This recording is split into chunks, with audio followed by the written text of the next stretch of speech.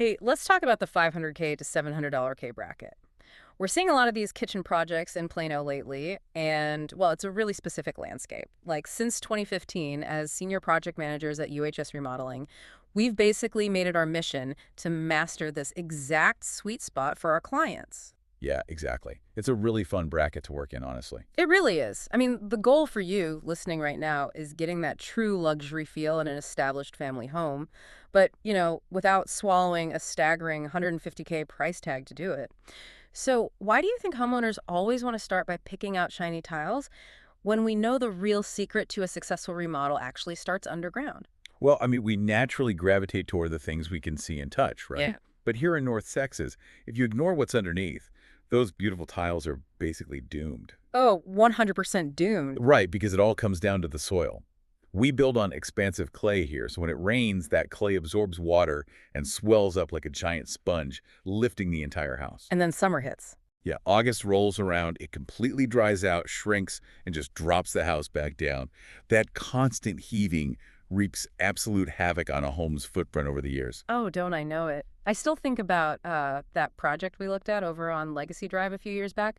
The previous contractor skipped the floor leveler and just completely ignored the foundation. Oh man, that was a total disaster. 2 years later, the custom cabinetry was literally separating from the wall. Like you could slide a pencil right behind the backsplash. So our very first step is always that infrastructure check. Evaluating the foundation and the plumbing to ensure the floors are perfectly level. And getting that floor perfectly level is usually what exposes the next big hurdle. Yeah. Once you finally have a clean, flat plane, you look around and realize just how boxed in and, well, fragmented these original floor plans are. Yeah, it really highlights the sheer amount of wasted footprint in those older builds. Exactly. The old layout usually acts like a traffic jam at a four-way stop. Walls just jump up the sightlines everywhere. And the biggest roadblock is almost always that built-in Texas desk. Oh, the Texas desk. Always the desk. It just sits there hoarding valuable square footage, usually acting as a dumping ground for, like, junk mail and old charging cables. We really need to turn that traffic jam into a roundabout. Which requires some serious space reclamation. We go in and tear out those obsolete desks and those clunky, space-hogging pantries just to open up the room. Opens it up so much. Right, and that clears the runway for the new centerpiece, which is a substantial island that actually doubles as a full dining table. It completely changes the circulation of the room. It really does. It lets multiple people cook, eat, and socialize without bumping elbows constantly. And honestly, reclaiming that space lets us pull off some really clever design tricks. Like hiding the appliances. Yes. One of our signature UHS remodeling moves is taking the microwave off the counter and installing a built-in microwave drawer right inside that new island. It isn't some crazy futuristic tech innovation, but it completely frees up your upper sight lines. It saves so much precious counter space while keeping the appliance totally accessible. And that hits right at the heart of the luxury functional balance we always aim for. Definitely. Buyers in the specific bracket expect that seamless integration. Right. They want semi-custom or custom cabinetry, and they absolutely expect premium stone.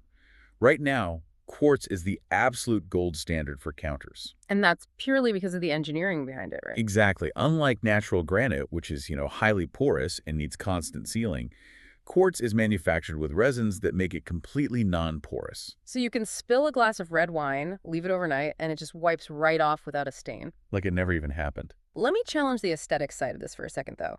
If a homeowner is spending, say, a $40K to $60 remodel budget on their $600K home, they want it to look incredible. Sure, they want that wow factor. Right. But I hear a lot of advice saying to stick to whites, grays, and natural woods. Isn't stripping away all the personality just going to make the kitchen look sterile and boring? Like an operating room? I mean, it's a valid fear, but you really have to look at the mechanism of ROI here.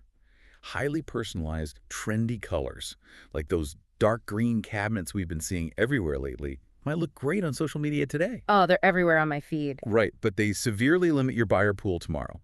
Sticking to classic palettes creates a neutral, high-end canvas. A well-executed remodel at this $40K to $60K price point easily adds $80K to $100K to the overall value of the home.